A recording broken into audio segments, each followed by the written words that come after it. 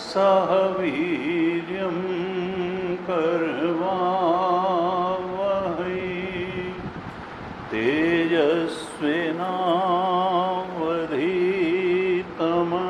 तेजस्विनावधीतमस्तु मा विद्विषावहै।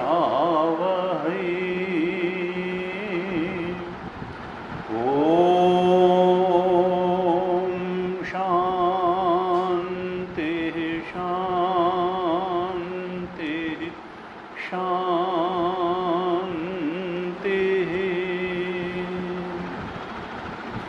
सदाशिवसमारम्भां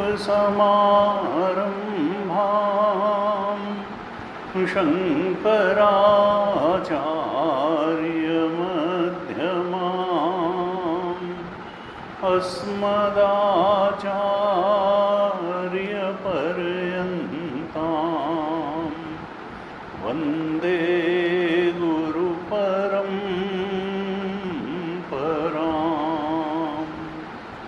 अज्ञानतिमिरान्धस्य ज्ञानाञ्जनशलाकया चक्षुरुन्मीलितं येन तस्मै श्री गुरवे नमः। तस्मै श्री गुरवे नमः। सच्चिदानन्दरूपाय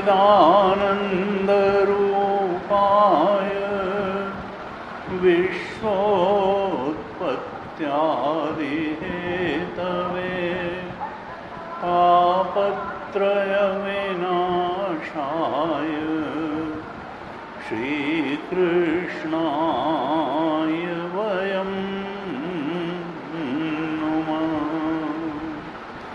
यं प्रव्रजन्तमनुपेतमपेतकृत्यं द्वैपायनो विरहकातराजुहाव।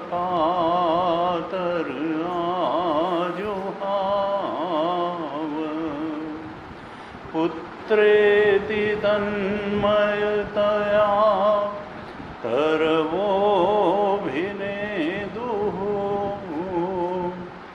तं सर्वभूतहृदयं मुनिमानतोऽस्मि। तं सर्वभूतहृदयं मुनिमानतोऽस्मि।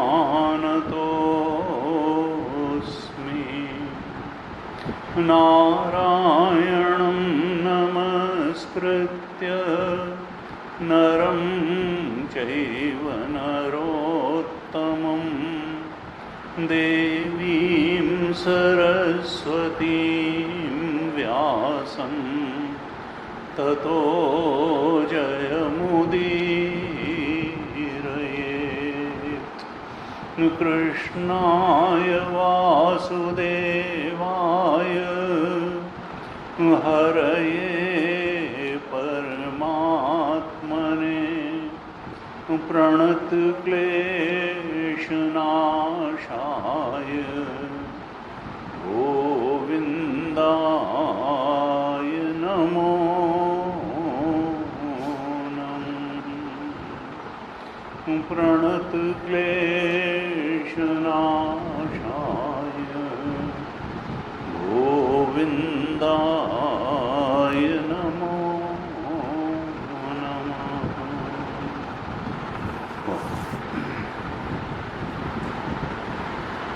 श्रीमद् भागवत महापुराण के 9वें स्कंद पर हम चर्चा कर रहे थे और 9वें स्कंद के 14 अध्यायों तक हमने चर्चा की। तो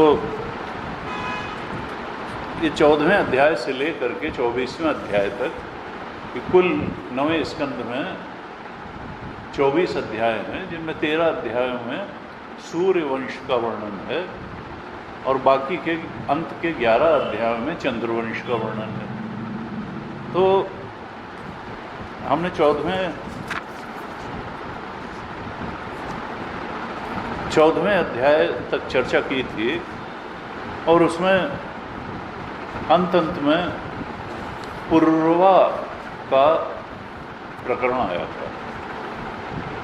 स्वर्गलोक में पूर्वा बड़े तेजस्वी, पराक्रमी, गुणी, रूपवान, गुणवान राजा थे और स्वर्ग में नारद जी उनका बखान कर रहे थे। तो वो बखान सुन करके ही उर्वशी जो है आसक्त हो गई और वो उनके पास चली आई और फिर वो उनके पास रही और फिर चली भी गई, क्योंकि उसने 2 शर्तें रखी कि भाई एक तो ये 2 भेड़ के बच्चे हैं, इनकी आप सुरक्षा करिएगा, और एक कहा मैं केवल घी खाऊंगी, और तीसरा कहा समागम के समय के अतिरिक्त कभी मैं आपको निर्वस्त्र न देखूं, नहीं तो मैं चली जाऊंगी अगर भेड़ के बच्चे की रक्षा न कर सके। और तब उधर इंद्र जो है उन्होंने देखा कि अरे उर्वशी नहीं, तो उनका चित्त नहीं लगा स्वर्ग में, और उन्होंने गंधर्वों से कहा जाओ भाई ढूंढ करके लाओ जहाँ भी उर्वशी हो। और वो आए और यहाँ देखा और फिर उनको उर्वशी की शर्त का भी पता लगा। तो उन्होंने कहा अब 2 ही बात है कि बच्चे चुरा लो भेड़ के, तो फिर ये छोड़ के चली जाएगी शर्त। उन्होंने बच्चे चुरा लिए और भागे रात के समय, और उर्वशी लगी उनको कोसने कि बड़ा अपना वीर बनता है, वीरता दिखाता है, नपुंसक कहीं का, 2 ठो जो है भेड़ के बच्चे की भी रक्षा न कर सका, अपने को बड़ा वीर बनता है, इस तरीके से जैसे कि। और तब वो वैसे ही तलवार, निर्वस्त्र ही तलवार लेकर के रात में दौड़े और छुड़ा लाए बच्चों को। और वो गंधर्व इतने शैतान कि बच्चों को तो उन्होंने छोड़ दिया, क्या लड़ते, और वो प्रकाश पुंज बन के चमकने लगे बच्चे छोड़ के। और वो प्रकाश पुंज में उर्वशी ने उनको वस्त्रहीन दशा में देख लिया और उसने कहा बस अब बाय बाय, बहुत हो गया, अब मैं चली। और इधर ये तो इतने आसक्त थे, इनका राजपाट में मन नहीं लगा, ये घूमने लगे, फिरने लगे, कभी तो ये वन में जाएं, कभी तीर्थों में जाएं, कभी नदी किनारे जाएं, कभी कहीं, बस ये उसी की याद में पागल की तरह घूमने लगे। और तब एक दिन उन्होंने देखा कुरुक्षेत्र में एक सरोवर के किनारे, वो तो अपनी सखियों के साथ है, तो इन्होंने बड़ी उसकी जो है उन्होंने विनय की कि आज तो तुम मेरे साथ रहो, सुखी किए बिना न जाओ। और तब उसने स्वयं स्त्रियों के बारे में कुछ उस प्रकार की बातें कहीं जैसी रामचरितमानस में भी आती है, हमने पिछली कक्षा में चर्चा करी थी। तो लेकिन ये सब करने के बाद भी फिर उन्होंने कहा नहीं, अच्छा आप 1 वर्ष में एक बाद में 1 रात के लिए आपके पास आऊँगी। तो उन्होंने कहा अच्छा ठीक है। अब उनको संतोष न हो, तब उसने कहा आप गंधर्वों की उपासना करिए, वो शायद आप मुझे दे दें आपको। गंधर्वों की उपासना की। अब लेकिन उपासना जैसे ही इन्होंने शुरू की, तो उपासना तो की थी उर्वशी को प्राप्त करने के लिए, लेकिन उपासना से इनका हृदय इतना शुद्ध हो गया कि इनका उर्वशी भूल करके भगवान में ही मन लग गया, भगवान में ही मन लग गया। और अंत में ये तपस्या कर करके अचानक इनके प्रज्ञा चक्षु जागृत हुए और इनका उर्वशी से भी मोह भंग हुआ, राज्य से भी मोह भंग हुआ, संपत्ति से, सेना से, मंत्री से, सब कुछ से मोह भंग हो गया। और अचानक इनको लगा कि संसार के भोगों से तो कोई तृप्ति ही नहीं हो सकता है, ये मैं कहाँ फंस गया था। और तब तप करके ये जो है इन्होंने आत्म साक्षात्कार किया। अखंडा जी महाराज कहते थे देखो ये जो कथाएं हैं, जैसे अभी ये पूर्वा और उर्वशी की कथाई, देखने में ऐसा लगता है जैसे कि इनमें भोग की चर्चा है, लेकिन वास्तव में इनमें भोग की चर्चा नहीं है, भोग की सीमाएं दिखाने की चर्चा है। इन कथाओं का उद्देश्य भोग का प्रचार प्रसार करना नहीं है, बल्कि त्याग और वैराग्य की बात समझाना है कि कितना भी आसक्त हो तुम इस संसार की भोगों में, चीज़ों में, कितना भी प्रेम करो, यहाँ वो प्रेम छूटने ही वाला है। इस तरह से नहीं, उस तरह से नहीं, उस तरह से एक तो ये भोग कभी तृप्ति नहीं देंगे, तुमको हमेशा बेचैन रखेंगे। तो ये सोचो कि इनसे तृप्ति मिल जाएगी, तो मिलनी नहीं है, ये तो बेचैन ही रखेंगे, बेचैनी जरूर हो जाएगी। और एक दिन क्या होगा कि सब कुछ छोड़ना ही पड़ेगा। बाहरी वस्तुओं से अगर प्रेम करोगे तो उनको छोड़ना, क्योंकि ये सब प्याऊ पर मिली हुई, वो चाहे सोना चांदी मकान स्त्री पुत्र मित्र, ये जितनी बाहरी वस्तुएं हैं, इनसे हम कितना भी प्रेम करें, एक दिन इनको छोड़ करके जाना ही पड़ता है, छोड़ना ही। ये सब प्याऊ पर मिले हुए लोगों की तरह हैं। जैसे प्याऊ पर मिले, आधा घंटा का बात की, और या मॉडर्न उसमें कहें कि ट्रेन में जो है 3 टायर में सफ़र कर रहे हैं, और वही तो आप क्या कहें, हमारी पूड़ी भी खाइए और हमारा आलू भी खाइए, देखिए हम तो गोभी की सब्ज़ी लाए हैं, बड़ा मिल बांट करके 24 घंटे का 22 घंटे का रास्ता। लेकिन फिर कह दो कि अभी स्टेशन है, अरे थोड़ी देर और बैठिए ना, इतना प्रेम भाव हो गया। उन्होंने कहा ना अब नहीं बैठेंगे, अब हमारा स्टेशन आ गया। ऐसे ही 70 80 20 साल, किसी का 30 साल, किसी का, जिसका स्टेशन आएगा वो भाई उतर के चलता चला जाएगा, न वो रुक सकता है न कोई रोक सकता है। तो छोड़ना तो पड़ेगा। या ऊपर मिले हुए लोग हैं कहते हैं कि देखो ये सुषुप्ति में रोज रोज हम जाते हैं डीप स्लीप में। अगर तो हमको जिस चीज़ से सबसे ज़्यादा प्रेम है, चाहे अपने बैंक अकाउंट से हो, बैंक बैलेंस से हो, मकान से हो, गाड़ी से हो, किसी प्राणी पदार्थ परिस्थिति, उसको हम पकड़े पकड़े सोचेंगे डीप स्लीप में चले जाएंगे, तो नहीं जा सकते हैं। डीप स्लीप में तभी जाएंगे जब हर चीज़ को छोड़ेंगे, तब फिर नींद बढ़िया गाढ़ी गहरी आएगी। और नहीं छोड़ेंगे तो सो नहीं पाएंगे। समाधि में भी यही है। समाधि में वृत्ति और वृत्ति के विषय अगर हम पकड़े रहे, वृत्ति के साक्षी न बन पाए, समाधि में नहीं जा पाएंगे। सुषुप्ति में भी सब कुछ को छोड़ना पड़ता है, समाधि में भी सब कुछ को छोड़ना पड़ता है, तभी गहरी समाधि लगेगी, तभी गहरी नींद आएगी। और यही नहीं, आत्मज्ञान भी तभी होगा जब सब कुछ को खुली आंखों से छोड़ेंगे। बिना सब कुछ को, सारी आसक्तियों को हटाए मिटाए आत्मज्ञान होने वाला नहीं है। क्योंकि वो निजता को अगर पाना है तो परता का त्याग करना ही पड़ेगा। और परता हमारे स्किन के बाहर से शुरू नहीं होती, हमारी चेतना के बाहर से शुरू होती है। हमारी इच्छाएं भी पर ही हैं, हमारे तीनों शरीर भी, क्योंकि आत्मा क्या है, पंचकोशातीत है, त्रिगुण के अतीत है, वो जो है तीनों अवस्थाओं के परे है, अवस्थातीत है। तो अगर हम इसमें कुछ भी पकड़े रहेंगे, इसलिए कहा कि परमात्मा उसी को प्राप्त होता है, आत्मा उसी को प्राप्त होता है जो सब कुछ से वैराग्य और त्याग करने का सामर्थ्य पैदा कर लेता है। बिनु गुरु होए कि ज्ञान, ज्ञान की होए विराग बिनु, चले कि जल बिनु नाव, कोटि जतन पच पच मरी। तो बिना वैराग्य के, और गुरु ही ये बात बताएंगे कि सब कुछ छोड़ो तो अभी और यहीं तुम अपने परमात्मा स्वरूप में स्थित हो जाओगे। और बार बार वेदांत ये कहता है कि देखो तुम्हारा आत्मा जो है उसके अलावा ज्ञान का पुंज कहीं नहीं है, वो स्वयं प्रकाश है।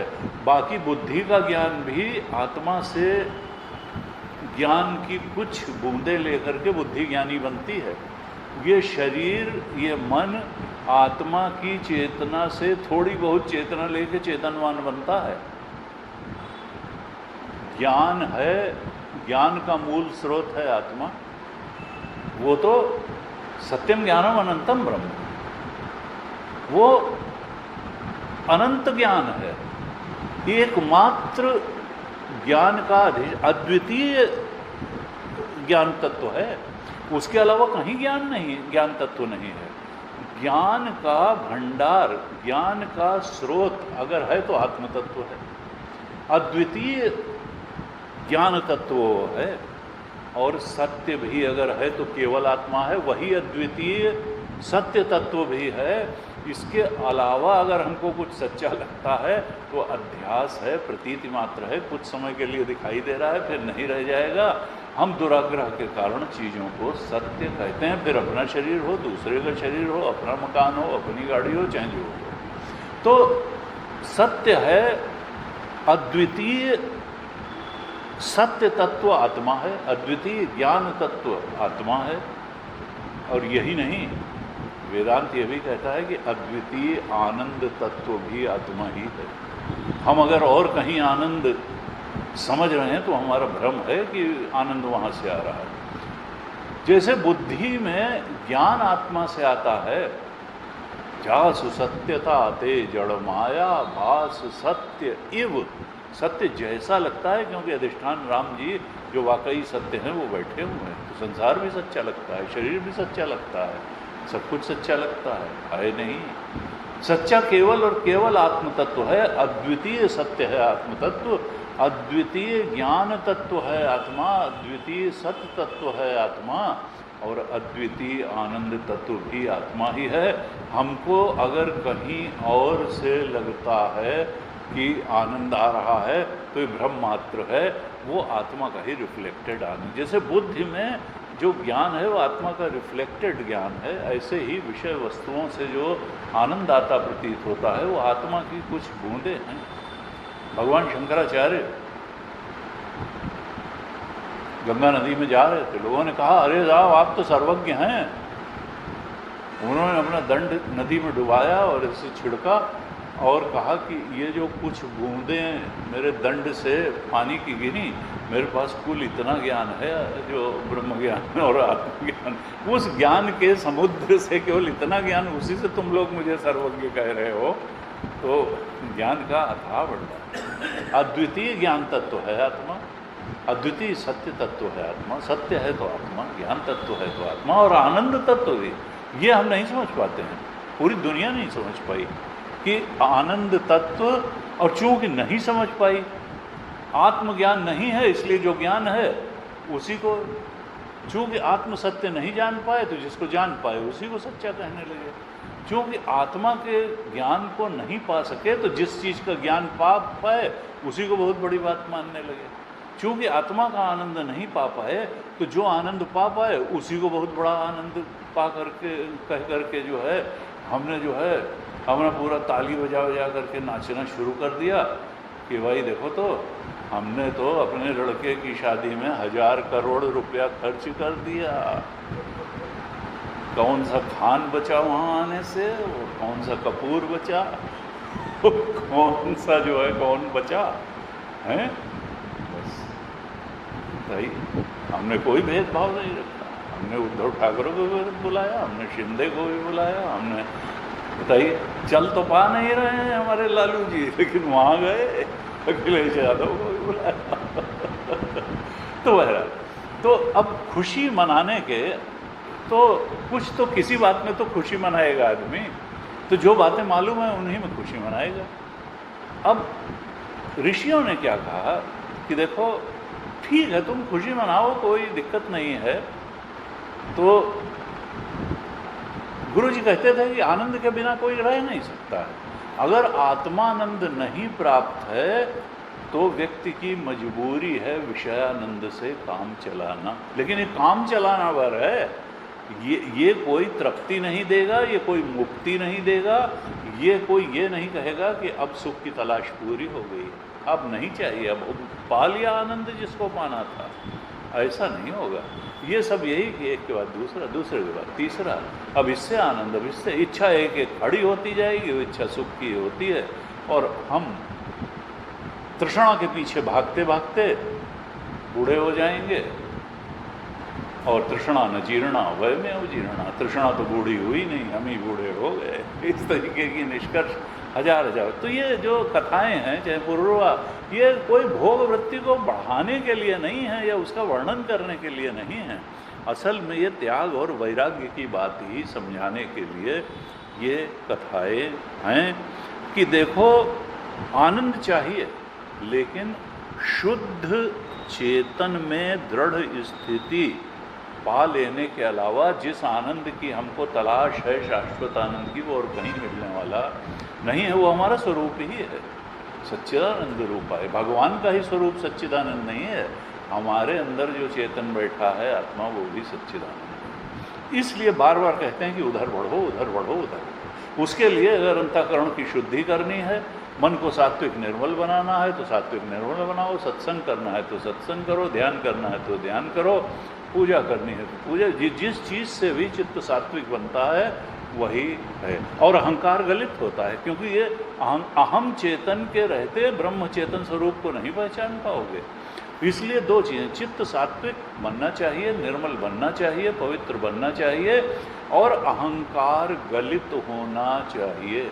अहंकार को सुशोभित करने के लिए ही अगर तुमने आध्यात्मिक कोई प्रक्रिया अपना ली तो फिर वो जो है तुमको ब्रह्म चेतन तक नहीं पहुंचा पाएगी। अहम चेतन की ही शोभा बढ़ाने के लिए तो हम संसार में इतनी इतनी उपलब्धियां प्राप्त करने की कोशिश करते हैं और उनका बखान करते हैं कि हमने देखो ये पा लिया, हमने ये पा लिया, हम विद्वान हैं, हम बलवान हैं, हम धनवान हैं, हम ये हैं, हम वो हैं।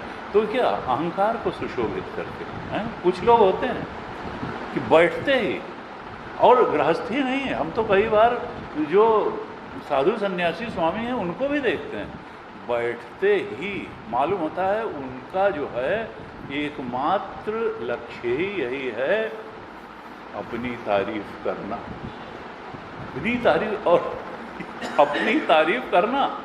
देखो मैंने वहाँ ये कर दिया, मैंने ये कर दिया, मैंने ये कर दिया। अरे भाई, तुम्हारे अंदर कोई चीज़ तारीफ योग्य होगी, दुनिया तारीफ करेगी। और अखंडानंद महाराज कहते हैं ये कहीं ना कहीं घटियापने का प्रमाण है, अपनी तारीफ करना। परमहंस जी के सामने लोग कहने लगते हैं आप तो भगवत स्वरूप में, वो कहते थे भाई भगवान की चर्चा करो, भजन गाओ। उनका हम थोड़ा परमात्मा तारीफ करने योग्य है, हम तो उसके चरणों में पड़े हुए कहीं उसके सेवक हैं, हमको क्या। उसने थोड़ी सी कृपा कर दी तो हमें भी थोड़ा सा मिल गया। ज्ञानी मूढ़ न कोय, वो जब तक इसको ज्ञानी रखना चाहता है ज्ञानी है। जैसे ही क्षण भर में नारद जी जो है वो इधर के उधर हो गए। तो इसलिए तारीफ योग्य परमात्मा है, आत्मा है, हम क्या तारीफ योग्य हैं। तो अभी प्रसंग आएगा। अखंडानंद महाराज कहते थे जो अपनी तारीफ करने में लगे, समझ लो कहीं ना कहीं उसको इन्फीरियरिटी कॉम्प्लेक्स है, कहीं ना कहीं उसके जीवन में कुछ खोट है, जिसको छिपाने के लिए वो तारीफ का मुलम्मा चढ़ा रहा है कि भैया कोई तारीफ और करे न करे, खुद तो कम से कम कर लो। परशुराम लक्ष्मण संवाद में जब लक्ष्मण जी आए, अरे परशुराम जी आए और परशुराम जी ने कहा मैंने ये कर दिया, वो कर दिया, और 21 बार जो है क्षत्रियों से विहीन कर दिया। तुम क्या कल के लड़के दोनों ये समझ नहीं रहे हो किससे बात कर रहे हो, मेरा स्टेचर क्या है और तुम्हारा क्या है, हैं? तब फिर वो तो खिजा रहे थे उनको धीरे धीरे लक्ष्मण जी। उन्होंने कहा कि हे भगवान, तो तुमने बहुत बार बहुत तरीके से अपनी प्रशंसा की, मैं फलाने का पुत्र हूँ, मैं ये हूँ, मैं वो हूँ, मैंने ऐसे किया, मैंने वैसे किया। सहस्रार्जुन को मार डाला, उनके लड़कों को मार डाला, 21 बार जो है क्षत्रियों से रहित कर दिया। तो उन्होंने कहा कि ठीक है, आपने अपनी प्रशंसा की और बताया कि सहस्रवार महिदेवन दीनी, ब्राह्मणों को दान कर दिया आपने, क्षत्रियों को मार करके भूमि को, तो बहुत प्रशंसा है। नहीं संतोष तो पुनि कछुका हो, और जन ऋषिरो की दुसह दुख सह। अगर ऐसे लोगों को अपनी प्रशंसा करने का अवसर न मिले तो फिर उनको बड़ा कठिनाई हो जाती है, कठिनाई हो जाती है। उस पर ऐसा खैर अपना अपना स्वभाव है और अपनी अपनी आंतरिक स्थिति है। लेकिन शास्त्र तो कहता है कि सद्गुण क्या है कि प्रशंसा भगवान की करो, प्रशंसा सद्गुणों की करो, स्थित प्रज्ञ के लक्षणों की करो, और साधुता की तरफ बढ़ने का पहला सूत्र क्या है? तो किसी संत ने कहा, जिसको अपनी कमियां और दूसरे के सद्गुण दिखाई देने लगते हैं वो समझो साधुता के पथ पे बढ़ गया। क्योंकि अपनी कमियां दिखेंगी नहीं तो निवारण कैसे करोगे, और दूसरे की सद्गुण दिखेंगे नहीं तो अपनाओगे कैसे? तो अपनी कमियां व्यक्ति को दिखनी चाहिए, दूसरे के सद्गुण दिखने चाहिए। ये अगर है तो आप अब साधुता के मार्ग पर बढ़ चले हैं, आत्मज्ञान के, आत्मचित्त शुद्धि के मार्ग पर बढ़ चले हैं। तो कहा देखो, केवल पुत्रेषणा वित्तेषणा लोकेषणा की पूर्ति में ही अगर आप आनंद खोजेंगे, ये ठीक है, संसार चलाने, संसार में रहने के लिए ठीक है, संतान भी ठीक है, विवाह भी ठीक है, पैसा कमाना भी ठीक है, कुछ प्रतिष्ठा के पूर्वक समाज में रहना भी ठीक है, लेकिन इसी को अगर आपने अंतिम उद्देश्य मान लिया, चित्त शुद्धि की तरफ भी ध्यान नहीं दिया, और आत्मज्ञान भी इसी मनुष्य जीवन में प्राप्त करने की चीज़ है, इस पर भी ध्यान नहीं दिया, और सोचा कि जो अंतिम प्राप्तव्य है वो पुत्रेषणा वित्तेषणा लोकेषणा की पूर्ति करके ही हम चरम और परमानंद को प्राप्त कर लेंगे। तो कहा जैसे अगिया बेताल को ताप के कोई ठंड सोचे दूर हो जाएगी, वो तो खा जाएगा आपको।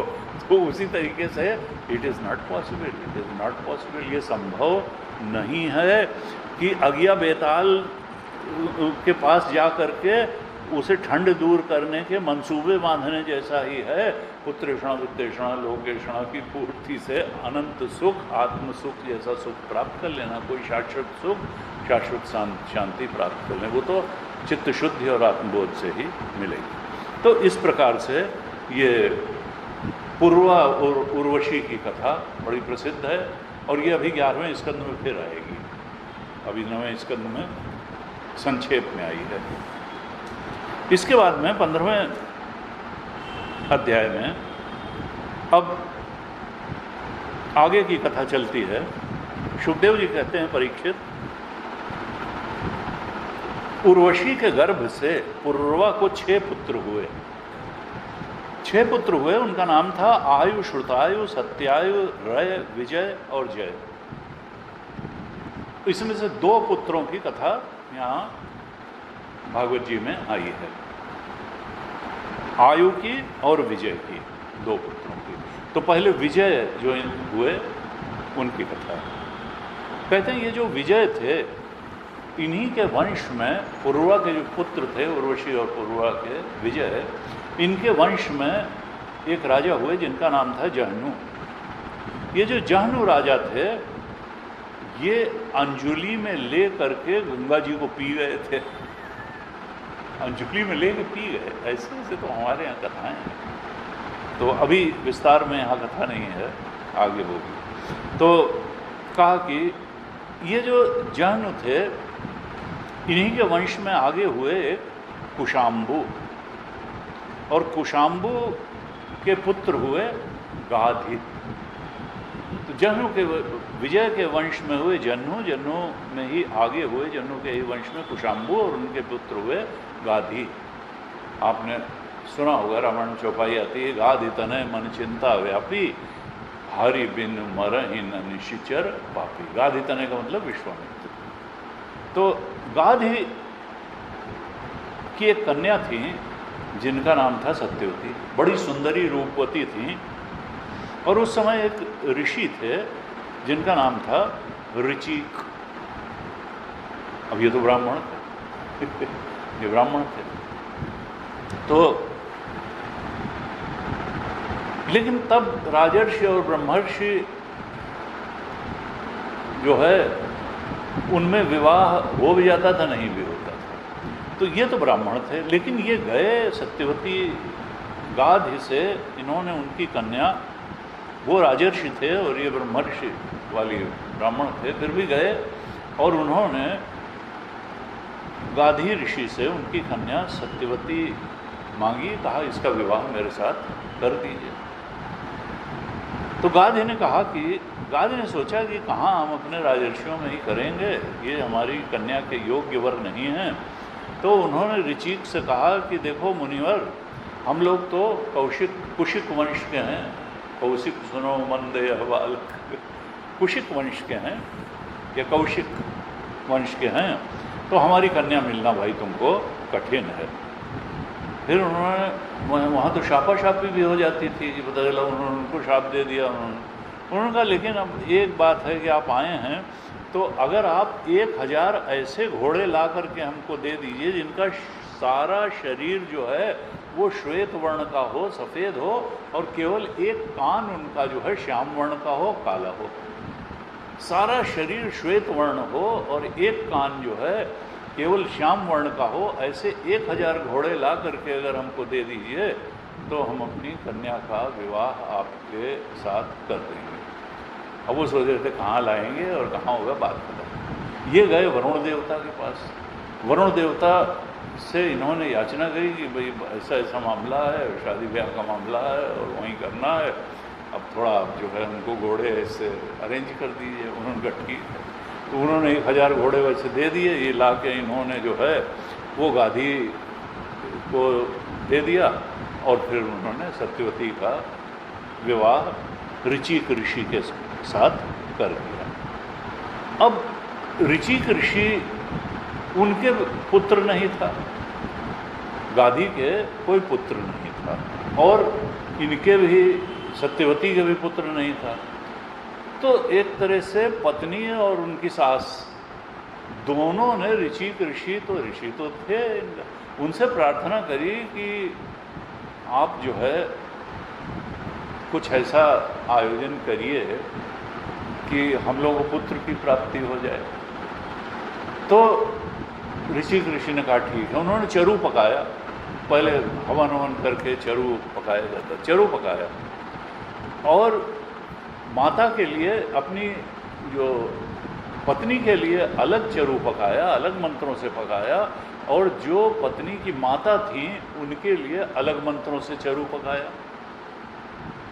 और एक दिन वो स्नान करने गए तो माता को लगा कि ये जो ऋषि है अपनी पत्नी के लिए ज़रूर इसने कुछ ज़्यादा अच्छा चरू पकाया होगा। तो उसने अपनी बेटी से कहा कि बेटी ऐसा है कि हमारा वाला चरू जो है वो तुम ले लो और अपना वाला अच्छा वाला थोड़ा हमको दे दो। तो उसने कहा ठीक है ले। और दोनों इस तरीके से माँ वाला चरू बेटी ने खा लिया, बेटी वाला चरू माँ ने खा लिया। अब ऋचिक ऋषि आए, उन्होंने कहा क्या हुआ चरू को? उन्होंने कहा तो हम लोगों ने खा लिया और ऐसे ऐसे खा लिया। उन्होंने कहा अनर्थ कर दिया तुम लोगों ने।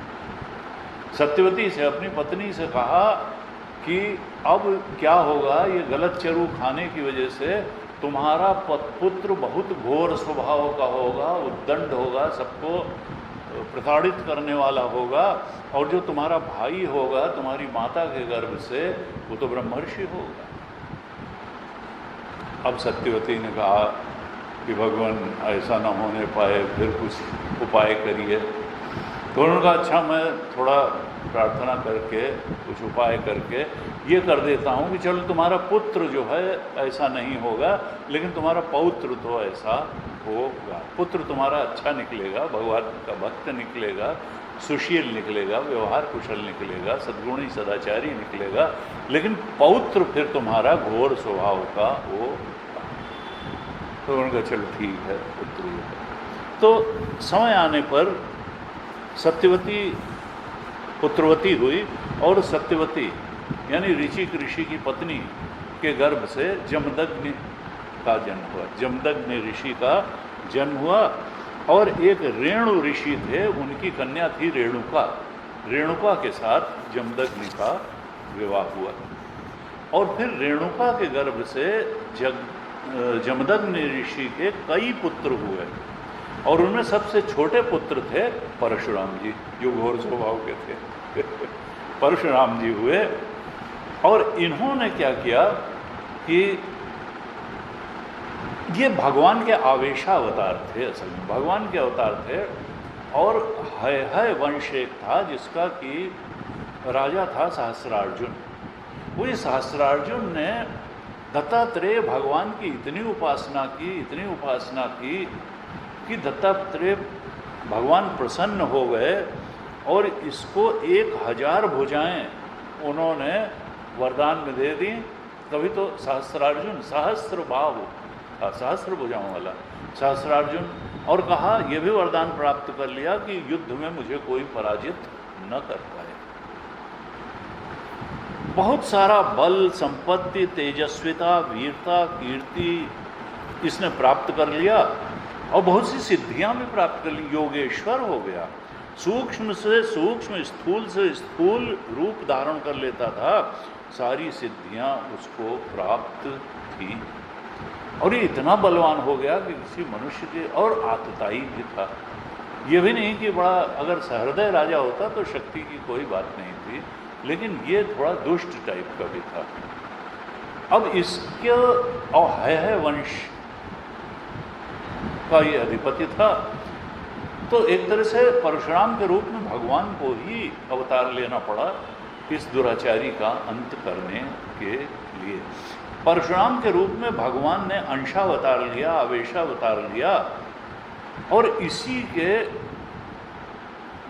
फिर दुराचार के कारण इतने क्रोधित हो गए परशुराम जी कि उन्होंने 21 बार जो है क्षत्रियों का हनन किया।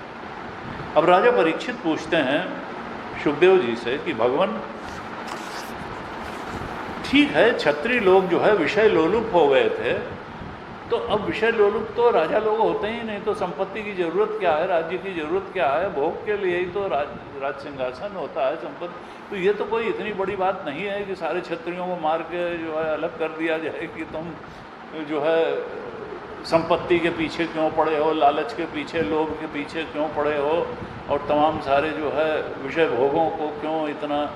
तो ये कोई मार डालने की बात तो नहीं, इतना बड़ा अपराध तो यह है नहीं। कौन सा ऐसा अपराध कर दिया था क्षत्रियों ने कि 21 बार जो है ऐसा किया परशुराम जी ने।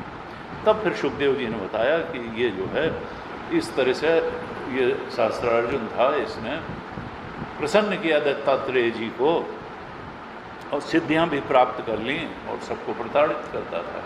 तो एक बार ये जलक क्रीड़ा करने के लिए अपनी बहुत सारी प्रेयसियों और पत्नियों और सुंदरियों के साथ नर्मदा में गया जलक क्रीड़ा करने। जल क्रीड़ा करने गया और वहीं थोड़ी दूर पे रावण का भी कैंप लगा हुआ था, वो अपना कुछ अनुष्ठान करने के लिए आया था और इसने सहस्त्रार्जुन ने अपने बल के मद में उन्मत्त होकर के अपनी 1000 बाहों से नर्मदा का जो प्रवाह था वही रोक दिया। और रोक दिया तो उल्टी तरफ नर्मदा जी बहने लगी और फैलने लगी, तो उससे रावण का जो शिविर था वही डूबने लगा। रावण को लगा अरे वो एक अहंकारी, सहस्त्रार्जुन अहंकारी, तो रावण कोई कम अहंकारी। वो आया, उसने कहा भाई बात क्या है, तो देखा ये तो यहाँ जल क्रीड़ा। उन्होंने कहा मैं यहाँ पूजा पाठ के लिए आया, ये बदतमीज आदमी, इसने जो है इस तरीके का काम कर रखा है। और उसने खूब तू में की, उसको गंदी गंदी बातें कहीं सहस्त्रार्जुन को।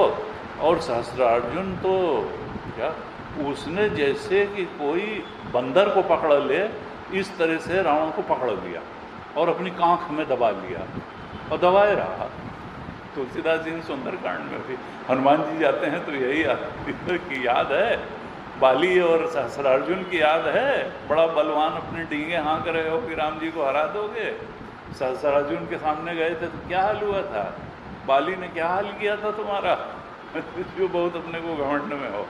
तो इसने दबा लिया, बंदर की तरह दबा लिया और दबाए रहा और फिर अपना जल क्रीड़ा वगैरह करके महिष्मतिपुरी, इसकी जो राजधानी थी, वहाँ गया। अब यहाँ तो नहीं है, लेकिन कहते हैं उसको अपने अस्तबल में बांध दिया, जैसे घोड़े को बांध दिया जाता है ऐसे बांध दिया। अब ये तो वहाँ में आए, ये कैसे हो। फिर पता चला पुलस्त्य ऋषि का तो बहुत नाम था, उत्तम कुल पुलस्त्य कर नाती। पुलस्त्य ऋषि को मालूम पड़ा कि हमारा नाती वहाँ घोड़ों के बीच में बेचारा बंधा पड़ा है, तब उन्होंने सोर्स लगाया कि भाई हमारा नाती है, तुम क्या कर रहे हो, छोड़ो इसको। तो फिर पुलस्त्य ऋषि के कहने से सहस्त्रार्जुन ने रावण को छोड़ दिया, ये अपनी लंका में चला गया। अब एक दिन क्या हुआ कि ये लोग रास रंग करते थे, एक दिन शिकार खेलना इनका शौक हुआ करता था। शिकार खेलते खेलते ये घोर जंगल में चला गया और वहाँ पे जंगल में घूमते घूमते जा करके दैववश ये जमदग्नि ऋषि के आश्रम में पहुँच गया। जमदग्नि ऋषि के आश्रम में जब पहुँच गया तो इसके साथ मंत्री भी थे, सेना भी थी और बहुत ज़्यादा लाव लश्कर था। और जमदग्नि ऋषि ने देखा कि राजा आया है, पूरा बड़ा राजा है, ऐश्वर्यवान है, तो उनके आश्रम में कामधेनु थी। अब कामधेनु तो सारी कामनाओं को पूरा करने वाली, उन्होंने कामधेनु के प्रताप से उसकी इतनी ज़्यादा आओ भगत की, स्वागत सत्कार किया कि इसको लगा कि हमारा जो महल है और हमारा जो ऐश्वर्य है वो तो इस ऋषि के ऐश्वर्य के सामने कुछ भी नहीं है। इसने इस आश्रम में कितनी व्यवस्था खड़ी कर दी। और जब उसको पता चला कि ये सब जो चमत्कार है ये इस गाय का है, कामधेनु का है, तो उसको तो किसी से भाई कुछ मांगने की तो आदत थी नहीं कि वो कहता कि ब्राह्मण आप जरा ये गाय मुझे दे दीजिए। वो जब चलने लगा तो उसने अपने सेनापतियों से कहा ये गाय ले चलो, अब ये गाय जो है यहाँ ठीक नहीं लग रही है, इसको तुम लोग ले चलो। और फिर बलपूर्वक कामधेनु को पकड़ करके वो ले गया अपनी महिष्मतीपुरी। जब परशुराम जी उस समय थे नहीं, परशुराम जी जब लौट के आए और उन्होंने देखा कि अरे आश्रम में तो त्राही त्राही है, कामधेनु चली गई है। और बताया कि वो तो रोती बिलखती बाँ करती गई है, वो जो स्त्री ले गया। तो वो अपना फरसा ले करके और धनुष ले करके बड़ी तेज़ी से दौड़े उधर। और जब गए महिष्मती में तो वो अपने राजधानी में प्रवेश कर ही रहा था। तो पहुँचते ही उन्होंने ललकारा उसको। जब ललकारा तो उसने अपनी 17 अक्षौणी सेना जो है परशुराम जी से लड़ने के लिए भेज दी। और इन्होंने अकेले ही 17 अक्षौणी सेना का वध कर दिया। जब 17 अक्षौणी सेना नहीं तब ये खुद आया और इसने अपने 1000 भुजाओं में 500 धनुष उठाए और उन पे 500 बाण चढ़ा करके एक साथ जो है परशुराम जी पे छोड़े। लेकिन इन्होंने अपने एक धनुष से ही उसके 500 बाण जो है काट दिए और फिर इसका सिर भी धड़ से अलग कर दिया। पहले तो भुजाएं काट दी और फिर सिर भी काट दिया। अब पिता को जब देखा कि मर गया है तो लड़के तो वैसे ही भाग गए और तब इन्होंने बछड़े के साथ कामधेनु जो है लौटा लिए और आश्रम पे आकर के अपने पिताजी को कामधेनु सौंप दी। जब पिताजी को सौंप दी तो जमदग्नि ने सुना कि ये राजा को की हत्या करके आए हैं, तो इन्होंने कहा देखो पुत्र तुमने ठीक नहीं किया, तुमने बड़ा पाप कर्म किया है। क्योंकि जो नरदेव है, राजा जो है पालन करता है प्रजा का, तो वो पृथ्वी का देवता है, नरदेव है, और तुमने व्यर्थ में ही उसका वध कर दिया। अरे भाई अपनी गाय ले आते कुछ करते, लेकिन वध क्यों किया? हम लोग ब्राह्मण हैं, कहते हैं हम लोग क्षमा के प्रभाव से ही संसार में पूजनीय हुए हैं। ब्राह्मण जो है वो क्षमा के कारण पूजा जाता है और तुमने हत्या कर दी, क्षमा नहीं किया। कहा ब्रह्मा जी भी क्षमा के बल से ही ब्रह्म पद को प्राप्त हुए हैं और ब्राह्मणों की शोभा जो है क्षमा के द्वारा ही है। सर्वशक्तिमान भगवान श्रीहरि भी क्षमावानों पर ही प्रसन्न होते हैं, क्योंकि क्षमा जो है बलशाली ही क्षमा कर सकता है। तो तुमने देखो क्षमा न करके हत्या कर दी राजा की, ये तुमने पाप कर्म हो गया है तुमसे। अब ब्राह्मण की हत्या से भी कहते हैं बढ़ करके राजा का वध है, क्योंकि वो चक्रवर्ती सम्राट था। अब तुम जाओ और सब तीर्थों का भ्रमण करो और तीर्थों का भ्रमण भगवान का स्मरण करते हुए करो, इसी तरह से तुम्हारे पाप जो है धुल जाएंगे। तो पिता की आज्ञा उन्होंने शिरोधारी करी और विभिन्न तीर्थों में वो 1 वर्ष तक भगवान का स्मरण करते हुए, तीर्थों का सेवन करते हुए उन्होंने बिताया। और 1 वर्ष तक इस तरह से तीर्थ यात्रा और भ्रमण करने के बाद वो आश्रम पर लौट करके आए। फिर है कि रोज जमदग्नि ऋषि अपना पूजन हवन यज्ञ वगैरह करते थे और उसके लिए उनकी पत्नी रेणुका जल लेने के लिए नदी पर जाया करती थी। तो उस दिन भी वो गई नदी पर। लेकिन वहाँ जब गई तो उन्होंने देखा जो एक गंधर्वराज चित्ररथ है वो अपनी अनेक अनेक गंधर्वियों के साथ जलक क्रीड़ा कर रहा है, जलक क्रीड़ा कर रहा है, कमलों की माला पहने हुए है, वो अप्सराओं के साथ विहार कर रहा है। और वो तो जल लेने गई थी पूजा के लिए, पति के जो है पूजा और यज्ञ आदि के लिए। और वहाँ वो जलक क्रीड़ा करते हुए चित्ररथ को देख करके वो थोड़ा रुक गई और कुछ उनका मन जो है उधर लग गया देखने में, कुछ थोड़ा उनका मन चित्ररथ की ओर खींच गया और अखंडा जी महाराज को थोड़ी वासना भी जागृत हो गई। इसलिए वो भूल गई कि हम तो पानी लेने आए थे और वो वेट कर रहे हैं हमारे पति हमारा कि उनकी पूजा पाठ शुरू हो।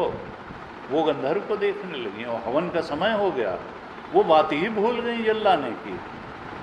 कहा अचानक उनको याद आई कि हवन का समय तो बीत गया है, हवन का समय तो बीत गया है। और तब वो जमदग्नि के शाप से भयभीत हो गई और तुरंत जल लेकर के वो आश्रम पे आई। आश्रम पे आई, जल का कलश रख दिया महर्षि के सामने और हाथ जोड़ करके कुछ डरी डरी सी खड़ी हो गई। मगर जमदग्नि मुनि तो अंदर की बाहर की तो तुम त्रिकालदर्शी मुनिनाथा विश्व बदर जिमि तुम्हारे, ये तो अंदर से बाहर तक ये लोग तो पढ़ लेते थे। उन्होंने पत्नी का मन पढ़ लिया, उसका सब कृत्य कुकृत्य भी जान लिया। उसने जान लिया कि ये हवन की बात भूल करके तो, और ये लोग तो मानते ही नहीं थे। विश्वामित्र को स्वप्न में दान किया हरिश्चंद्र ने, तो उनका वृत्ति तो बन गई, इसका मतलब तुमने दान कर दिया, अब तुम निकलो, तुमने सारा राज्य मुझे दान किया।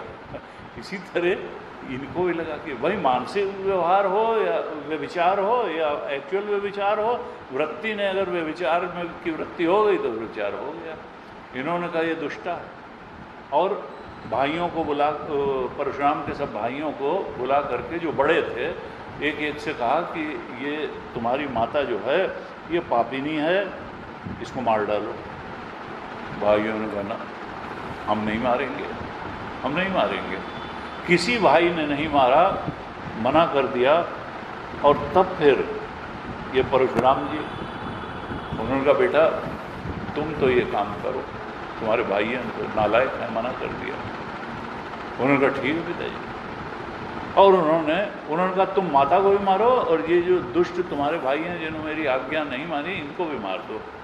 उन्होंने तुरंत सबको मार दिया, अपनी माता रेणुका को भी मार दिया, सब भाइयों को भी मार दिया और फिर हाथ जोड़ के खड़े हो गए। तो जमदग्नि ने कहा पुत्र मैं तुमसे बहुत प्रसन्न हूँ, तुमने मेरी आज्ञा का पालन तत्काल किया, अब तुम जो वर चाहो मांग लो। उन्होंने कहा मैं यही वर मांगता हूँ कि ये मेरी माता और मेरे सारे भाई जीवित हो जाएं और इनको इस बात का ध्यान भी न रहे कि मैंने इनको मारा है।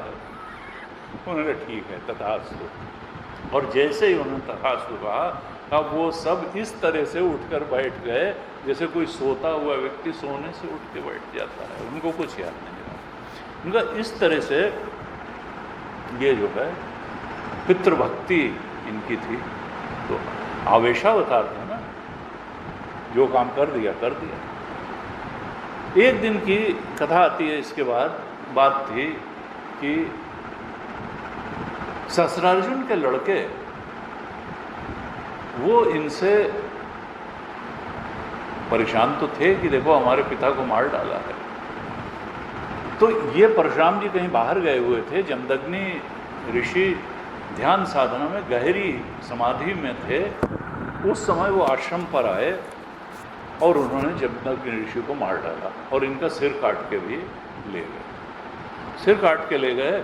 माता रेणुका जो है रोती बिलखती रहीं, क्योंकि वो अत्यंत क्रूर थे, ये कहते नीच क्षत्रिय थे, इसीलिए तो वध किया। फिर परशुराम जी जब आए तो देखा कि माँ तो इतना रो रही है, और फिर जो है आश्रम पे आए, देखा पिताजी तो मार डाले गए हैं, सिर भी नहीं है। तब उन्होंने पिता का शरीर भाइयों को सौंप दिया और फरसा उठा करके दौड़े और जा करके सारे उसके पुत्रों को मार डाला और महिष्मती नगरी के बीच में यहाँ लिखा है कि अर्जुन के पुत्रों के सिरों से नगर के बीचों बीच एक बड़ा भारी पर्वत खड़ा कर दिया। सबको सिरों से पर्वत खड़ा कर दिया और 21 बार फिर क्षत्रियों से विहीन कर दिया धरती को। और कुरुक्षेत्र में समंत पंचक में 5 तालाब बना दिए जो रक्त के जल से भरे हुए थे। कहते हैं 21 बार ये क्यों किया? तो खंडन लिखते हैं क्योंकि इनकी माता छाती 21 बार पीट के रोई थी इसलिए उन्होंने 21 बार ये कार्य किया। फिर उन्होंने सिर ला करके अपने पिता का सिर ले आए और धड़ से जोड़ दिया। यानी ये कोई ये नहीं गणेश जी का, ये तब सर्जरी की ये स्थिति थी। वो लाए और उन्होंने सिर जमदग्नि ऋषि का जोड़ दिया और फिर भगवान का यजन किया, आत्मरूप भगवान का यजन किया, यज्ञांत स्नान किया और सब पापों से मुक्त हो गए। अब कहते हैं कि जो जमदग्नि ऋषि को भी संकल्प शरीर की प्राप्ति हो गई और वो सप्तर्षियों के मंडल में 7वें ऋषि हो गए। जमदग्नि ऋषि 7वें ऋषि हो गए। और परशुराम जी जो है आज भी कहते हैं जीवित हैं और महेंद्र पर्वत पर निवास करते हैं, ऐसा उनका यहाँ उल्लेख है। अब कहते हैं कि जो गाधी के पुत्र थे यानी सत्यवती की माँ के पुत्र विश्वामित्र, सत्यवती के तो जमदग्नि हुए फिर परशुराम हुए, उनकी कथा ही। अब जो चरु पकाया गया था पुत्री के लिए वो इन्होंने खाया था, तो इनका तो ब्रह्मतेज से संपन्न होना था, तो हुए तो विश्वामित्र। अब वो तो थे राजा के लड़के थे, क्योंकि वो तो राजा थे इनके पूर्व जो भी, तो गाधी तो राजा थे, राज के वंश के थे। तो गाधी के पुत्र विश्वामित्र जी हुए, लेकिन इन्होंने तपोबल से क्षत्रियत्व का त्याग करके ब्राह्मणत्व प्राप्त कर लिया। ये राजर्षि से ब्रह्मर्षि हो गए। और ब्रह्मा जी विश्वामित्र जी ने क्या किया कि इनका एक भांजा था जो भृगुवंशी था, इनके पिता का नाम था अजीगर्त, यानी इनके बहनोई विश्वामित्र के, तो उसके भांजे का नाम था शुनहशेप। इसकी कथा अभी पहले आ चुकी है हरिश्चंद्र की कथा के प्रसंग में। बार बार जब रोहिताश्व को वरुण की कृपा से हुए थे रोहिताश्व पैदा, हरिश्चंद्र की कोई संतान नहीं थी, और तब उन्होंने कहा था कि आप मुझे पुत्र का वरदान दीजिए और जब हो जाएगा तो उसी के द्वारा मैं आपका यजन करूंगा, यानी उसकी बलि दे के आपको प्रसन्न करूंगा। और जब वो आए कि भाई पुत्र हो गया, अब इसकी बलि दे के मेरे लिए तुम यज्ञ करो, तो उन्होंने कहा नहीं वो अभी तो नहीं, ऐसा जब छठी हो जाएगी तब। फिर उन्होंने कहा ये यहाँ भागवत के हरिश्चंद्र बहुत सत्यवादी नहीं है, अलग अलग पुराणों में अलग अलग है। फिर उसके बाद जब छठी के बाद उन्होंने दिया कि भाई अब यज्ञ करो, इसकी बलि दे के हमारा यजन करो, पूजन करो, तो उन्होंने कहा नहीं देखो जब दूध के दांत निकल आएंगे तब। तो उन्होंने कहा ठीक। फिर आए दूध, तो उन्होंने कहा नहीं जब दूध के दांत गिर जाएंगे और पक्के वाले दांत निकल आएंगे तब। और फिर उसके बाद में आए तो उन्होंने कहा नहीं जब छत्री का पुत्र कवच धारण करने लायक हो जाता है तब उसका जो है यज्ञ पशु के रूप में बलि दे करके यजन किया जा सकता है। अब इसी बीच में ये हो गए बड़े रोहित, तो इनको पता चल गया कि हमारे पिताजी तो हमको एक ना एक दिन ये हो जाएगा वरुण जी, और ये तो बलि दे करके, तो वो तुरंत निकले और जंगल चले गए। उसने कहा यहाँ रहना खतरे से खाली नहीं है। और इंद्र जो है वरुण से जलता था।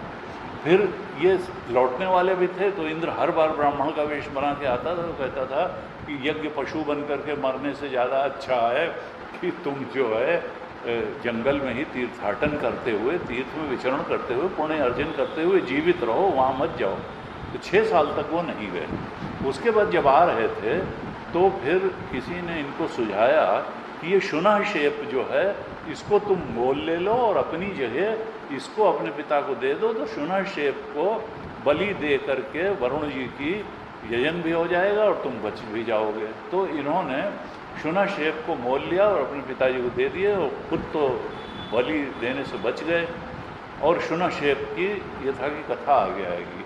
तो ये विश्वामित्र ने इस शुनशेप को गोद ले लिया, तो एक तरह से ये इनका लड़का हो गया, बड़ा लड़का हो गया। और फिर इन्होंने वरुण देव की स्तुति की, उपासना की, और उपासना से प्रसन्न करके अपने इस भांजे को उस यजन की प्रक्रिया से मुक्त करा लिया। इस तरह से था कि रोहित भी बच गया और शुनशेप भी बच गया। अब विश्वामित्र ने शुनशेप को गोद ले लिया और इनके 100 पुत्र थे। तो इन्होंने सबको बुला करके कहा कि देखो ये शुनशेप जो है ये तुम्हारा बड़ा भाई है, तुम लोग इसको जो है बड़े भाई के रूप में सम्मान दो और इसकी सब बात मानो, और तुम लोग जो है इसी को अपना अगुआ मान करके सब देव कार्य आदि करो। तो जो उनमें बड़े थे 49 जो बड़े पुत्र थे, उन्होंने कहा नहीं ये सब नहीं हो सकता है, हम लोग आपके बेटे हैं, 100 हैं, उसमें जो बड़ा है बड़ा, ये कहाँ से आ गया शुनशेप, इसको हम नहीं कोई बड़ा भाई मानेंगे। विश्वामित्र तो गुस्सा हो जाते थे। उन्होंने कहा अरे तुम जो है पिता की बात नहीं मान रहे हो, और क्रोधित हो करके उन्होंने उन 49 को श्राप दे दिया कि जाओ तुम लोग म्लेच्छ हो जाओ, म्लेच्छ हो जाओ। वो सब म्लेच्छ हो गए। कैसे फिर पुत्रों को म्लेच्छ होने का श्राप दे दिया। अब जो बिचला पुत्र था यानी 50वां था, मधुचंदा उसका नाम था, उसने कहा नहीं नहीं पिताजी आप जो कहेंगे वो सब ठीक है, हम लोग इसको मानेंगे, अपना बड़ा भाई मानेंगे, इसको पूरा आदर सम्मान देंगे, बड़ा भाई स्वीकार करेंगे। और फिर शुनशेप से भी कहा हम लोग आपके अनुयायी हैं, आप जैसा भी निर्देश दीजिए, आप राज सिंहासन में बैठिए, सब काम करिए, हम लोग आपका सब तरह से सहयोग करेंगे। और तब विश्वामित्र जी खुश हो गए अपने, वो मधुचंदा पे भी और उसके छोटे 50 भाइयों पर भी, और कहा तुम लोगों जैसे आज्ञाकारी पुत्र प्राप्त करके मैं धन्य हुआ, और मैं अब तुम लोगों को आशीर्वाद देता हूँ कि तुम्हें भी सुपुत्र प्राप्त होंगे। इस प्रकार से उनको आशीर्वाद दिया। ये यहाँ जो है ये कथा जो है, जो विजय था पूर्वा ऋषि का पुत्र विजय, तो उसकी कथा जो है पूरी होती है, सत्यवती की भी और इधर विश्वामित्र जी की भी, परशुराम जमदग्नि की भी। अब जो एक और पुत्र था पूर्वा ऋषि का, उसका नाम था आयु। ये जो आयु था इसके 5 लड़के हुए, और उन लड़कों का क्या नाम था? छत्रवृद्ध, रंभ, अनेना, रजी और नहुष। ये 5 लड़के हुए। तो इसमें जो छत्रवृद्ध था इसके वंश में शौनक जी हुए। शौनक जी कथा सुनाते हैं ना बालक की। तो छत्रवृद्ध के ही वंश में ऋग्वेदियों में श्रेष्ठ मुनिवर शौनक जी हुए, और इन्हीं छत्रवृद्ध के ही वंश में धन्वंतरी भी हुए, जो आयुर्वेद के प्रवर्तक थे, और कहते हैं जिनके स्मरण मंत्र से सब प्रकार के रोग दूर हो जाते हैं। तो ये छत्रवृद्ध था। और दूसरा पुत्र क्या था? रंभ। रंभ के पुत्र का नाम था रभस, उसका हुआ गंभीर, उसका हुआ अक्री, और ये जो अक्री थे इनकी पत्नी से ब्राह्मणों का वंश चला। तो इसी तरीके से चलते रहे वंश। फिर तीसरे पुत्र थे अनेना। तो अनेना के वंश में हुए एक शांत रय। ये शांत रय जो थे ये आत्मज्ञानी थे, इसलिए इनको न राज्य की आवश्यकता थी न संतान की, तो इन्होंने विवाह ही नहीं किया। ये अपना आत्मज्ञान में ही संतुष्ट थे, कृतकृत्य थे, तो इन्होंने राजपाट नहीं लिया, और संतान नहीं थी तो आगे वंश भी नहीं चला। अब चौथे पुत्र थे रजी। इनके रजी का क्या हाल था कि रजी जो है इन्होंने देवताओं की तरफ से युद्ध किया और दैत्यों को परास्त करके इंद्र को स्वर्ग का राज्य दे दिया। लेकिन इंद्र और सारे देवता प्रहलाद आदि जो दानव थे उनके प्रताप और प्रकोप से बड़े भयभीत रहते थे। तो उन्होंने रजी से कहा कि भाई हमारे बस का नहीं है ये प्रहलाद के रहते जो है राज्य संभाल पाना। ऐसा करिए कि अब आप ही स्वर्ग का राज्य चलाइए और हमारी रक्षा का भार भी आप ही लिए रहिए। तो रजी ही जो है वो स्वर्ग का भी साम्राज्य चलाते रहे और देवताओं की रक्षा भी करते रहे। समय आने पर रजी की मृत्यु हो गई। जब रजी की मृत्यु हो गई तो इंद्र ने रजी के पुत्रों से कहा कि भाई अब हमारा स्वर्ग जो है वापस कर दो। रजी के पुत्रों ने कहा ना ये सब नहीं, हम कोई स्वर्ग नहीं वापस करेंगे। उन्होंने कहा अरे, और वो पुत्र उतने वीर थे नहीं। तब फिर लेकिन देवताओं की भी हिम्मत नहीं थी उनके पुत्रों पर अटैक करके ले लेने की, नहीं तो दानव तो और आ जाते पीछे से एक तरफ रजी के पुत्रों से, तो ये ठीक नहीं। तब इन लोगों ने टैक्ट से काम लिया। इन्होंने अपने गुरु बृहस्पति से कहा कि आप ही कोई उपाय निकालिए। बृहस्पति ने कहा मैं अभिचार मंत्र की विधि से, अभिचार की विधि से हवन करता हूँ और मंत्रोच्चार द्वारा इन सबको मार दूंगा। तो उन्होंने अभिचार विधि से हवन किया तो वो सब धर्म के मार्ग से भ्रष्ट हो गए। और जब धर्म के मार्ग से व्यक्ति भ्रष्ट हो जाता है तो अपने आप उसका पतन भी हो जाता है, नाश भी हो जाता है। इस तरह से उनका रजी के पुत्रों का पतन भी हो गया और नाश भी हो गया। उनमें कोई बचा ही नहीं और इंद्र को स्वर्ग का राज्य मिल गया। तो ये तो उनके 4 पुत्रों की कथा हुई। अब 5वें जो पुत्र थे वो थे नहुष। इनका थोड़ा लंबा कथानक आता है। नहुष क्या थे? नहुष के 6 पुत्र हुए। याति, संयाति, यति, ययाति, संयाति, आयति, वेयति और कृति। तो इसमें नहुष का पहले वर्णन है, थोड़ा सा है, बाद में आगे आएगा। और फिर यति और ययाति का थोड़ा सा वर्णन है। तो नहुष जो थे वो अपने बड़े पुत्र यति को राज्य देना चाहते थे, लेकिन यति जो है थोड़ा सा थिंकर टाइप के थे, आत्मबोध की तरफ बढ़े हुए थे।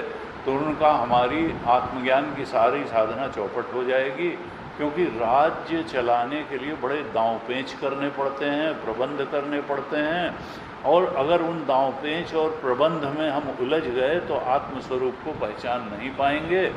इसलिए उन्होंने कह दिया कि हम तो सिंहासन पर नहीं बैठेंगे। उन्होंने राज्य स्वीकार नहीं किया।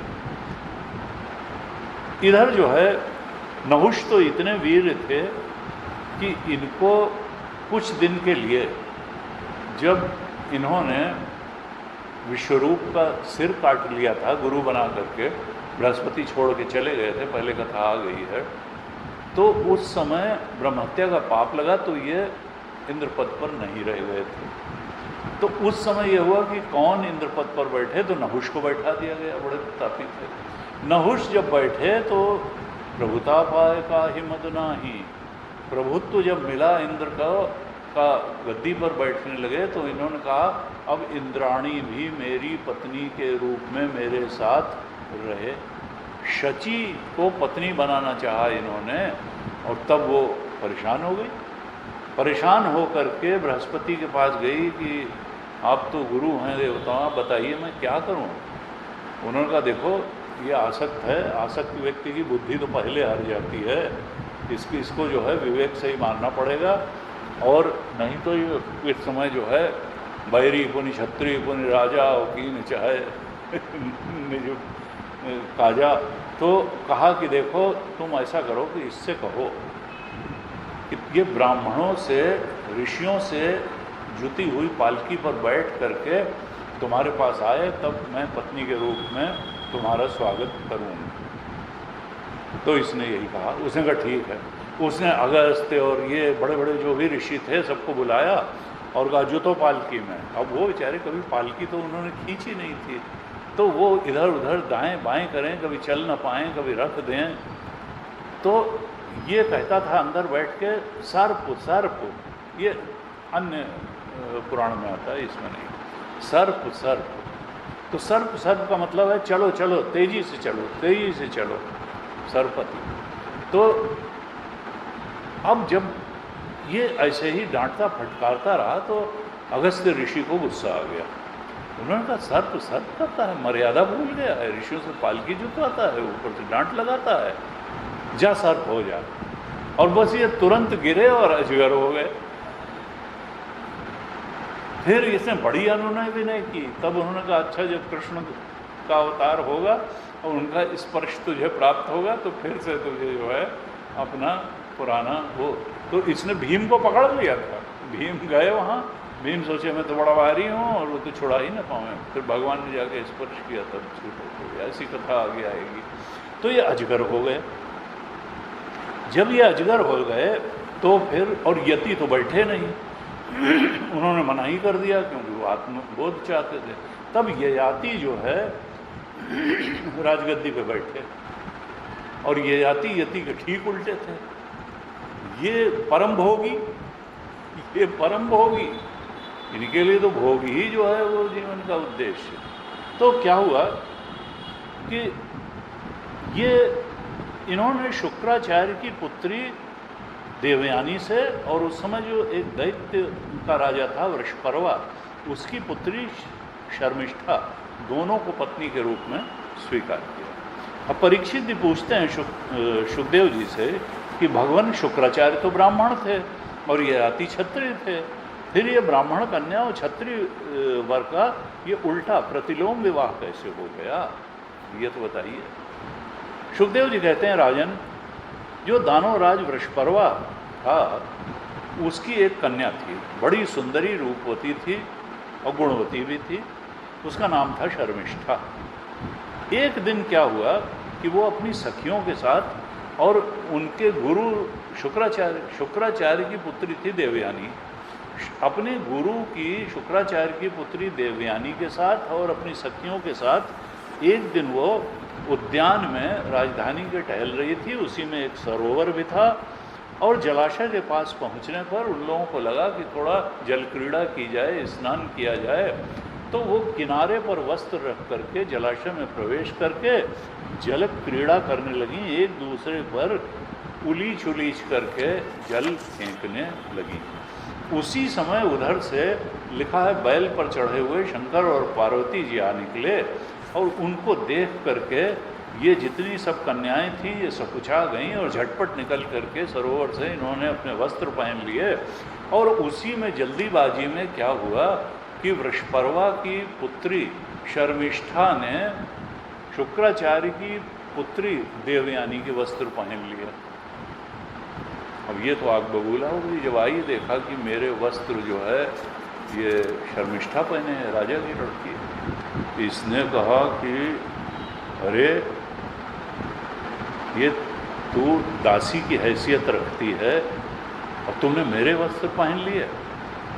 ये मेरे वस्त्र पहनना ऐसा ही है जैसे कोई कुतिया यज्ञ का हविष्य उठा करके ले जाए, इस तरह से तुमने मेरे वस्त्र पहन लिए।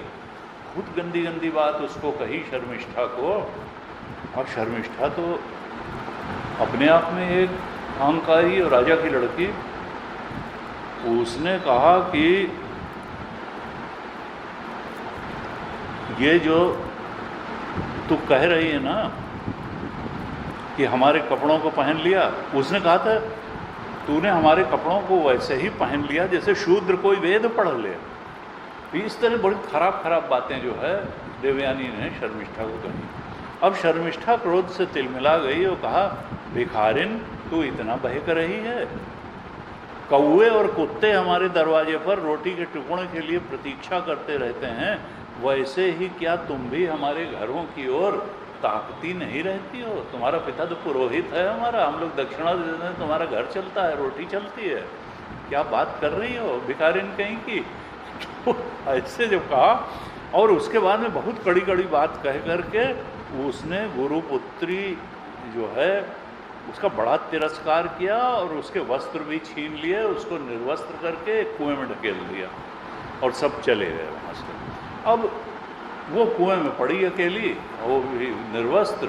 अब उधर से ययाति निकले शिकार खेलते खेलते, उनको प्यास लग गई थी तो जल की आवश्यकता लगी। वो ढूंढते ढूंढते कुएं के पास आ गए तो जल तो मिला नहीं। वहाँ देखा कि ये तो एक सुंदरी बालिका जो है निर्वस्त्र वहाँ पड़ी हुई है।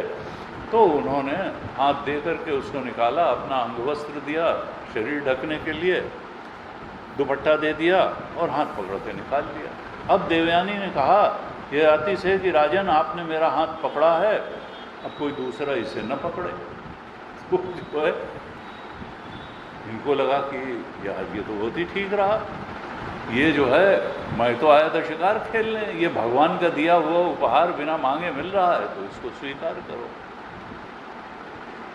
फिर उन्होंने कहा भाई लेकिन तुम तो शुक्राचार्य ब्राह्मण की पत्नी, मैं जो हूँ क्षत्रिय, कि हमारे विवाह कैसे? उन्होंने कहा नहीं नहीं, वो जब बृहस्पति का पुत्र कच्छ मेरे पिता से मृत संजीवनी विद्या सीखने आया तो मैं उस पर आसक्त हो गई। मैंने मन ही मन उसका वर्ण पति के रूप में कर लिया, और जब वो जाने लगा सीख करके विद्या, तो मैंने कहा कि तुम जो है मुझे स्वीकार करो, मेरे साथ विवाह करो। उसने कहा देखो तुम हमारे गुरु की पुत्री हो, मैंने तुमको हमेशा अपनी बहन की दृष्टि से देखा है, गुरुपुत्री होने के नाते हम लोग भाई बहन हैं, मैं तुमसे विवाह नहीं कर सकता हूँ।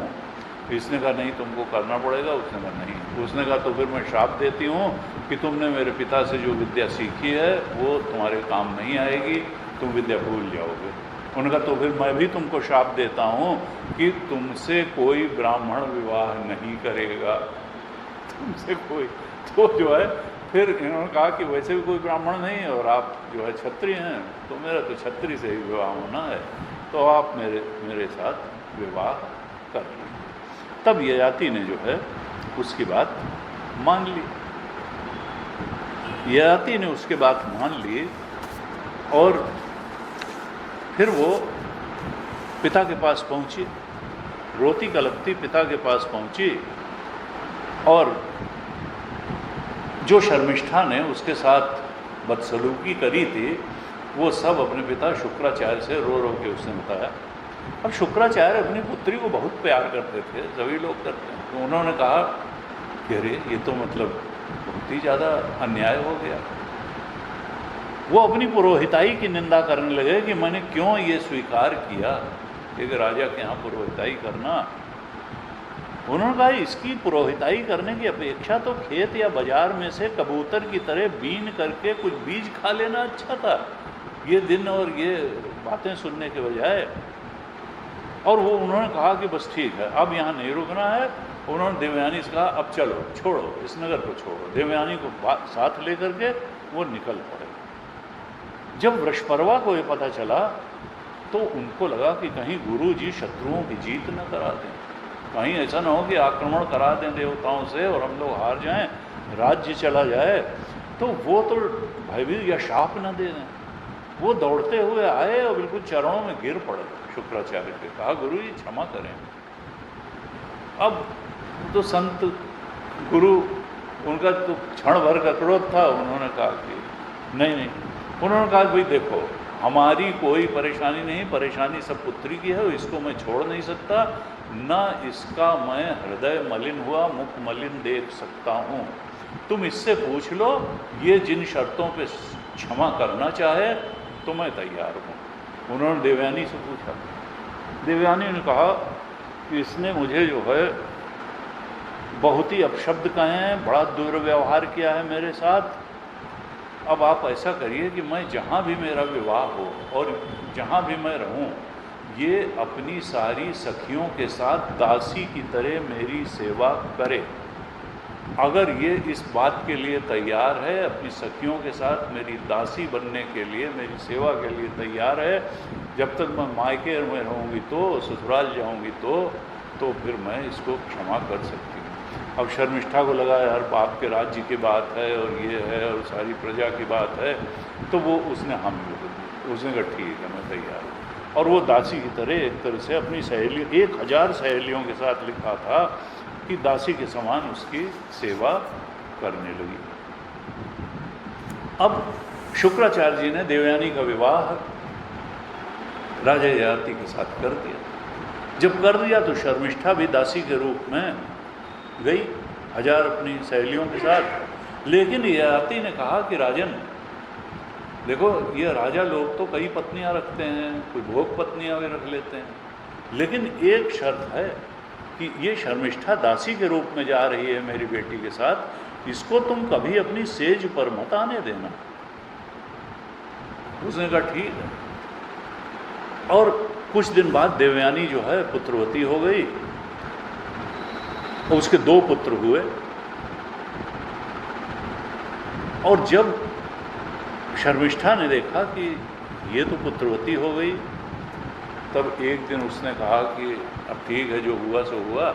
ययाति से उसने कहा कि राजन, मैं भी छत्राणी, तुम भी छत्री, तो मुझे भी तो पुत्र की कामना है, मुझे भी तो पुत्र चाहिए, तो तुम सहवास करो मेरे साथ, और मैं पुत्रवती गर्भिणी होना चाहती हूँ, तुम्हारा पुत्र चाहती हूँ। राजा ययाति, वैसे तो उनको याद था सब कि ऐसी ऐसी शर्त रखी गई है, लेकिन उन्होंने कहा कि अरे अब प्रारब्ध के अनुसार जो होना होगा होगा, अब ठीक है।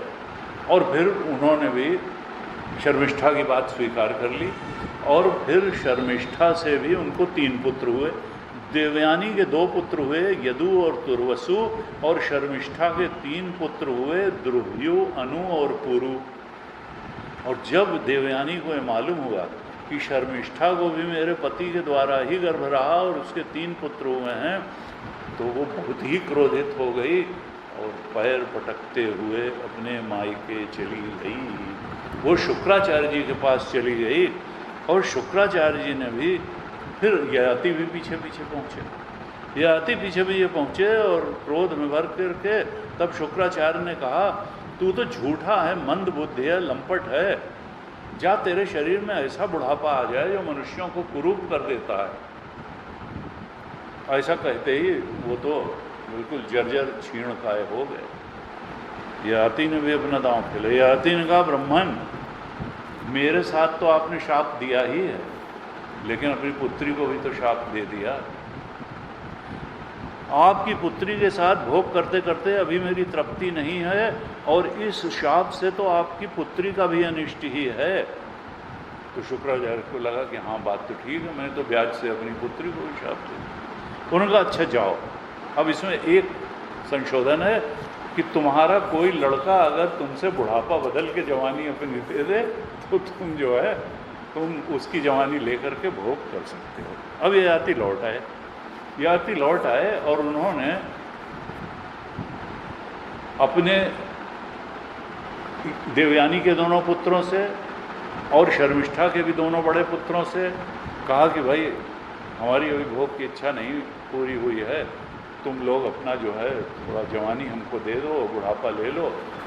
उन लोगों ने कहा कि देखिए कैसे कैसे फिलॉसफी में आदमी मानता है। तो लड़कों ने कहा, पिताजी, जब तक मनुष्य इस संसार में विषय सुख का अनुभव कर नहीं लेता, तब तक उसको उससे वैराग्य नहीं होता है। तो विषय सुख करने की चाहत, लेकिन कहाँ से जस्टिफाई कर रहे हैं कि जब तक किसी चीज़ को जानोगे ही नहीं तो उसको छोड़ोगे कैसे।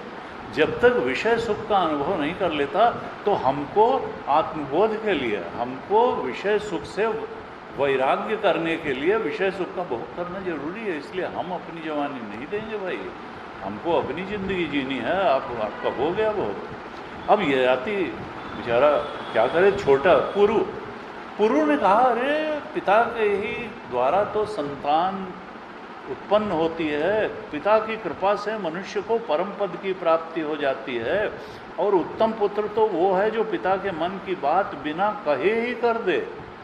और मध्यम पुत्र कौन है, जो कहने पर आज्ञा का पालन कर दे श्रद्धा के साथ, और अधम पुत्र वो है जो अश्रद्धा से उसका पालन करे पिता की आज्ञा का, और उसको तो पुत्र कहना ही भूल है जो पिता की आज्ञा का पालन न करे, वो तो पिता के मल मूत्र के समान है। इस तरह से पुरु ने बड़े आनंद के साथ पिता का बुढ़ापा स्वीकार कर लिया, और राजा ययाति उसकी जवानी लेकर के फिर से विषयों का सेवन करने लगे।